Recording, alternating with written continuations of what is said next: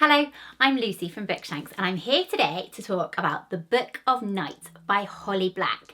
Holly Black, who many of you may know as the wildly successful YA fantasy author.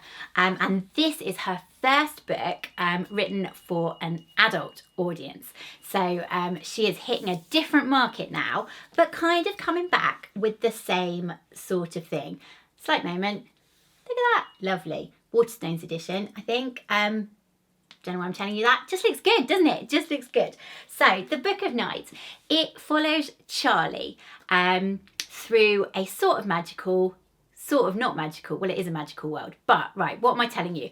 I'll start with the setting, because actually, I can't tell you about Charlie until you know where Charlie is. She's in our world. She is in a totally recognisable version of Earth, to the point where, you know, they use iPhones and drive Kias and, you know, it is our world. However, it's our world with a twist because some people have shadows which are sentient, basically, you know. They are their own things, not everyone, and it's a fairly recent development, so the world is still getting their head around it. But some people who have shadows that can kind of move independently of themselves. You can also get your shadow like tweaked and altered, partly for cosmetic reasons people do it, you know, partly just because it's cool and it's exciting and, you know, you get to be a little bit rock and roll about it, but also crucially for sort of power and influence, because there is a way that by using your shadows, you can influence emotions in yourself and in other people. And like there's a real dark side to sort of the shadow magic. So lots of people who don't have these shadows that do stuff want them. And there are ways where you can quicken your shadow, which is basically like bringing it to life. Our heroine, Charlie, does not have a sentient shadow, but she's great. Oh my goodness, she is like, look how excited I've got. She is like the heart and soul of this novel. She is a fabulously flawed heroine who was utterly gripping from the first to the last page. And I've got to say, masterclass in characterization by Holly Black, because within the first couple of pages, I knew so well and so vividly who Charlie was and what made her tick. She's basically a con artist, and she's trying very hard to not be a con artist, but she's sort of like, you know, getting sucked back. And part of her is sort of like a little bit consumed by self-loathing because she's enjoying being sucked back and she kind of misses it. And there's this fabulous line saying something along the lines of, I'm not going to butcher it now, try not to butcher it, you know, she'd never met a bad decision, what am I saying? She'd never met a bad decision that she wasn't prepared to double down on. And that, I think, just tells you everything you need to know about a character, but also it's just such a good way, in such a squished in, condensed time, to tell the reader about who she really is. She absolutely was the heart and soul of this novel. I liked her a lot. I'll come onto it in a little bit, but I totally read a sequel about Charlie. I can totally see how she might have been setting it up, Miss Black, for a sequel also. So there's loads of strands going on in this novel. It centres around the fact that there is a book which may or may not tell people how to sort of like bring these shadows to life in order to get power. And the man who possibly stole it winds up dead, and Charlie gets like sucked in sort of against her will-ish. And yeah, there's loads of different strands. We go back in time to her childhood. You know, there's people from her childhood that spring up in the present day. There's this really great strand with her boyfriend that I really liked, and that told us loads about like who she was as a person, but also was like really compelling in terms of like storyline. I liked that strand a lot. There is obviously, because there are so many strands, a lot that you have to keep in your head. as well. And I did feel that I needed to concentrate so that I didn't lose my place. I didn't lose like bits of what was going on. And also because there are all these different strands set up and there's a lot of world building going on, because it is a really vivid world. And a really great one, and really imaginative and original.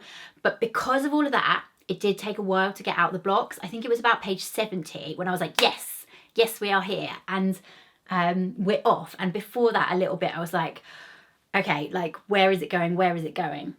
And also in those first 70 pages as well, the magic, there was quite a lot of magic to get your head around, like the level of detail that you have to keep in your head in order to like understand the world.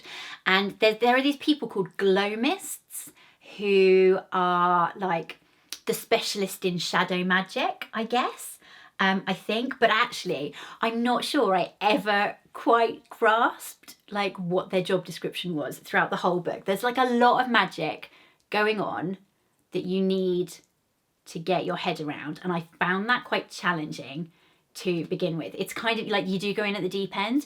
And I think if you were like new to fantasy or something like this, like actually, you know, you're going to have to crank the old grey matter a little bit. Does grey matter crank? Mixing my metaphors. You're going to have to think, you know, to get off the blocks in this one. But it is worth it, and do stick with it, because I thought the plot was really, really good and got increasingly good. And the ending, I liked the ending a lot. That was exciting. And perfect for Charlie, because it was like a messy ending. It was a messy ending, and all the best endings are messy, in my personal opinion. And yeah, as I said before, would totally read a sequel. Style-wise, I haven't read Holly Black's books before. I understand this is like written to a point in the way that she's written her other books. So there is loads of world building and loads of vivid description, and punchy dialogue that I thought was really great. But I also understand sort of like that it is a bit of a step up. So we're looking at like the same sort of ballpark type of book, but with like a bit of a step change in terms of like language and structure and depth, I guess, of what the themes are and how deeply they are explored, from my understanding. Like I said, never read her before. But I would, you know, I would recommend reading it. And I can see how actually, you know, like she's taking her audience with her, isn't she? As like they go from YA into adult fiction. She's like there to like take them through in a comforting sort of way, but like just stepping it up a little bit. Also, good marketing strategy. Well done, Holly Black. So, theme-wise, yeah, I said, so she has looked at like certain themes in quite a lot of detail here. So one of those is around like, I guess, you know, relationships with your family, toxic relationships with your family, sort of neglect and abuse in childhood, and actually how that can then tick on into adulthood, like the impacts that has. Because I guess possibly actually the bigger theme is, you know, when you're sort of like on that cusp of adulthood, like early adulthood in your 20s, like early 20s, like Charlie is, like questioning who you want to be and how you're going to do it and how you're going to live, when you've got these like pressures and challenges around you, and like the choices that you have to make, that fundamentally make you who you are. Also, just thinking of it now, that's another clever move by Miss Black, isn't it? Because I guess as her audience gets older, like perhaps they're the questions that you know, you're asking yourself, that we're asking ourselves in early adulthood, like, you know, the big questions. Who do you want to be? And I think she did those themes well. I think they were the right level of depth for this book. They weren't like cumbersome, but they did give you enough food for thought. So yeah, overall, I liked it. It was a really good read. Really enjoyable. I lost myself completely. Just wanted it to get off the blocks a little bit quicker. And did I want to work less hard? Not for the story plot strands. I think like I was totally happy to work to understand those and piece them together. And when I say work, you know, it wasn't like enormous, cumbersome amount of works.